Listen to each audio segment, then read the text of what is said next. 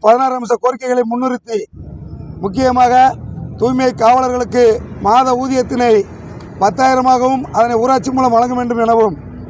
மக்கள் நல பணியாளர்களுக்கு நீண்ட காலமாக உள்ள கோரிக்கையினை அரசாணையை நிறைவேற்றி அந்த நீதிமன்ற உத்தரவினை நடைமுறைப்படுத்தி காலமுறை ஊதியம் வழங்க வேண்டும் எனவும், பணி நிரந்தரப்படுத்த வேண்டும் எனவும், தூய்மை பணியாளர்களுக்கு உரிய அரசு சலுகைகளை வழங்க வேண்டும் எனவும், ஊராட்சி செயலாளர்களுக்கு பதிவறை எழுத்தர் நிலையிலான அனைத்து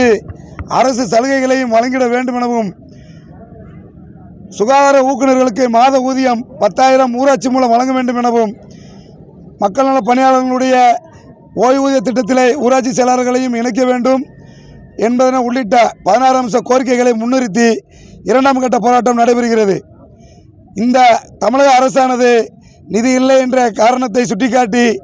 அடிமட்ட பணியாளர்களுடைய நீண்டகால வாழ்வாதார கோரிக்கைகளை உடனடியாக நிறைவேற்ற நடவடிக்கை எடுக்க வேண்டும். இதனை எடுக்க தவறும் பட்சத்தில் அடுத்த மாதம் 24ஆம் தேதி முதல் மாவட்ட தலைநகரிலே சென்னையில் வைத்து காலவரையற்ற வேலைநிறுத்தத்துடன் தொடர் காத்திருப்பு போராட்டத்தையும் இந்த அமைப்பு நடத்தும் என்று இதன் வாயிலாக தமிழக அரசுக்கு தெரிவித்துக் கொள்கிறோம். KPS கண்ணன், மாவட்ட தலைமை ஒருங்கிணைப்பாளர், தமிழ்நாடு ஊரக வளர்ச்சித்துறை அனைத்து சங்கங்களின் கூட்டமைப்பு.